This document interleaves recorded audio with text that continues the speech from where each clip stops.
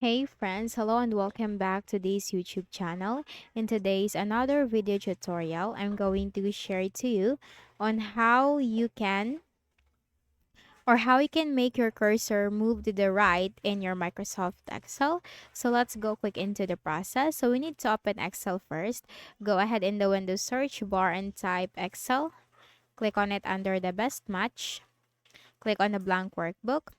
So here, whenever I'm going to press enter, this will or the cursor will move or this will move they to the down or down whenever I press enter. So I'm pressing enter and this will go down. Now how can we set this to the right? So it's very easy.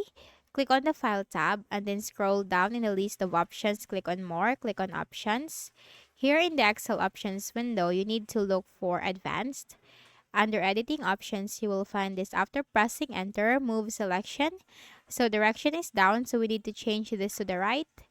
And then click on OK. And now if I press enter, this will easily go to the right. So that's it. That's how you can easily do that.